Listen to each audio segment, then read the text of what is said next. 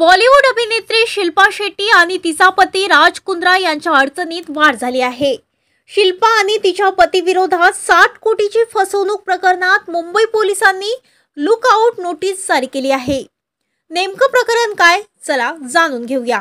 बॉलिवूड अभिनेत्री शिल्पा शेट्टी आणि उद्योगपती नवरा राज कुंद्रा विरोधात फसवणुकीचा गुन्हा दाखल झाला होता। प्रसिद्ध उद्योगपती दीपक कोठारी यांनी मुंबई पोलिसांकडे ही तक्रार दाखल केली होती। तक्रारीमध्ये शिल्पा शेट्टी आणि तिच्या पतीवर 60 कोटी रुपयांच्या फसवणुकीचा आरोप करण्यात आला होता। या प्रकरणी शिल्पाच्या अडचणीत वाढ झाली आहे। राज कुंद्रा आणि शिल्पा विरोधात मुंबई पोलिसांच्या आर्थिक गुन्हे शाखेने मोठी कारवाई केली आहे। Lotus capital financial services limited संचालक दीपक कोठारी यांनी आपल्या तक्रारीत म्हटले आहे की सुमारे 1 दशकापूर्वी राज कुंद्रा आणि शिल्पा शेट्टी यांनी त्यांच्याकडून 60 कोटी रुपये घेतले होते।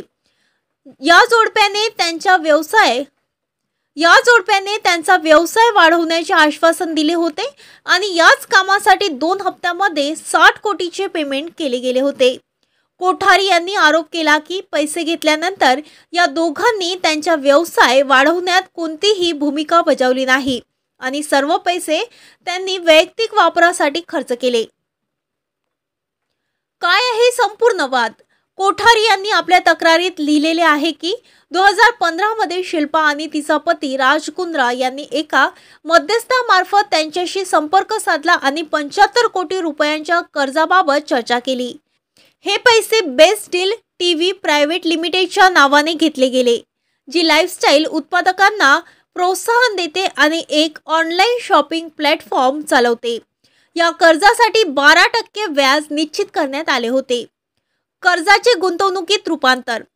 कोठारी यांनी सांगितले की नंतर शेट्टी आणि कुंद्रा यांनी त्यांना कर्जाचे गुंतवणुकीत रूपांतर करण्याची विनंती केली आणि दरमहा व्याजासह मुद्दल परत करण्याचे आश्वासन दिले। यानंतर कोठारी यांनी एप्रिल 2015 मध्ये शेअर सबस्क्रिप्शन कराराद्वारे 31.95 कोटी रुपये हस्तांतरित केले, तर सप्टेंबर मध्ये पुन्हा सप्लिमेंट कराराद्वारे 28.53 कोटी रुपये हस्तांतरित केले। हे सर्व फंड बेस्ट डील टीव्हीच्या बँक खात्यात पाठवले गेले। नंतर या जोडप्याने त्यांचे पैसे परत केले नाहीत आणि सर्व प्रयत्नानंतरही आजपर्यंत ते परत केले गेले नाहीत। त्यांनी आपले आश्वासन पाळले नाही आणि माझ्या फंडाचा गैरवापर केला। आता शिल्पा शेट्टी आणि राज कुंद्राला लुकआउट नोटीस जारी करण्यात आली आहे। महाराष्ट्र न्यूज लाईव्ह मुंबईसाठी दिलीप कुमार चव्हाणसह कॅमेरामॅन गोपाल चव्हाण, मुंबई।